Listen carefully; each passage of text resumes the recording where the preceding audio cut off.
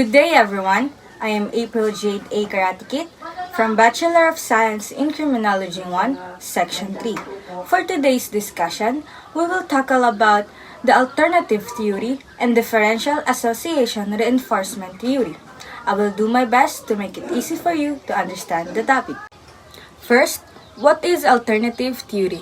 According to Talastfosa RJ of 2020, a theory in which attempts to integrate the psychological and sociological concepts of criminality states that crime rates are high in groups where social interactions characterized by isolation, anonymity, impersonalization, and enemy. Let's discuss the highlights words: the psychological, sociological, isolation, anonymity, impersonalization, and enemy. When we say psychological, it is emotional, mental, and all in our mind. So, in other words, it is related to the mental and emotional state of a person. For example, a person is experiencing stress because of schoolworks, family problems, and maybe friends. So, because of that, maybe makagawa ka ng krimen, di ba? Next is sociology. In sociology, it is the study of societies, how humans act in groups or society. It is the study of people and how they live or how they act within the society. While in the view of crime, it is how the criminal make move or make step to commit that crime within that place or within that society. Kung paano niya isasagawa, paano niya inipaplano na gumawa ng krimen. Next is isolation. It is the state of being isolated, complete separation from others. While according to Talastfosa RJ of 2020, people is separated depending on their standards and social status. To make it easy to understand, it is how people mapalayo sa ibang grupo ng mga tao. For example, mayaman, mahirap. O kaya may ibang lugar naman na puno ng kriminal. May ibang lugar na sabihin natin walang mga kriminal. Anonymity.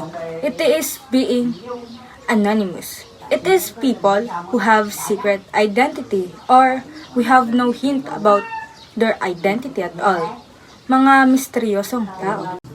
Impersonalization.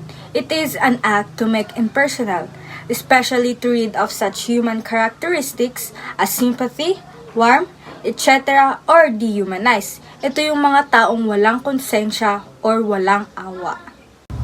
The last one is enemy, also spelled enemy as A-N-O-M-Y.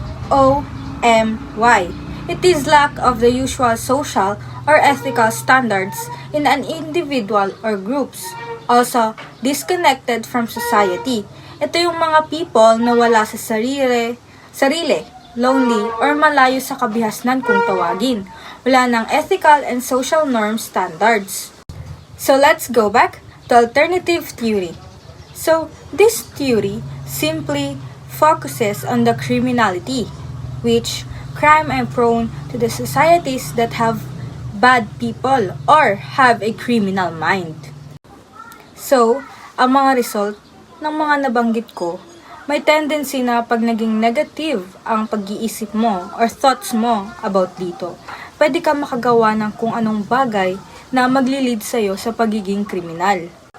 Let's move on to the Differential-Association reinforcement theory. What is Differential-Association reinforcement theory? By Ronald Akers and Robert Burgess. These people are the two people who created the reinforcement theory. Differential-Association theory was developed by Edwin Sutherland, but later was expanded by Burgess and Akers. They called their theory the differential reinforcement theory. According to Ronald Akers, it is the procedure involving two or more physically different behaviors. One is reinforce, pangalawa extinguish. Punishment may also be used to decrease one behavior relative to another. When we say reinforce, ini-strength, ini-enhance natin, pinapalakas. while extinguish, nire-remove at inaalis. For example, teaching your son or daughter to do household chores, dinidisiplina natin sila sa mga gawaing bahay.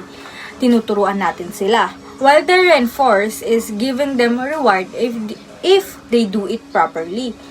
Binibigyan natin sila ng reward para malaman nila kung ano ba yung tama at mali nilang ginagawa. So, it says that the theory explained the criminal behavior is learned by the reinforcement after committing deviant behavior. Anong kinalaman nga ba nito sa crime? Next, Differential-Association reinforcement theory in relation to crime. According to Akers of 1985, people are first indoctrinated into deviant behavior by differential association by deviant peers. Then, through differential reinforcement, they learn how to reap rewards and avoid punishment in reference to the actual or anticipated consequences of given behavior. The consequences are said to be the social and non-social reinforcement that further applies to a criminal's future. Ronald Akers further discussed that structure can affect a person's differential reinforcement and that criminal knowledge is gained.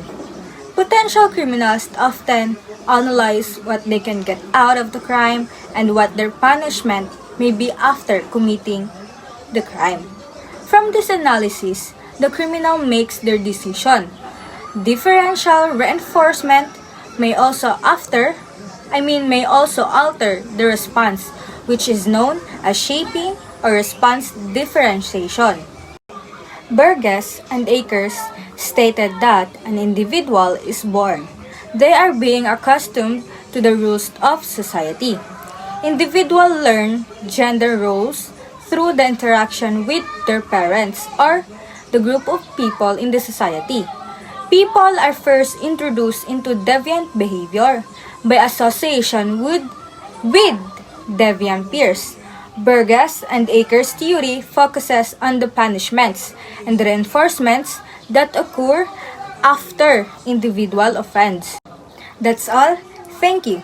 Our quote for today is punishment is not for revenge, but to lessen crime and reform the criminal by Elizabeth Fry. Bye-bye!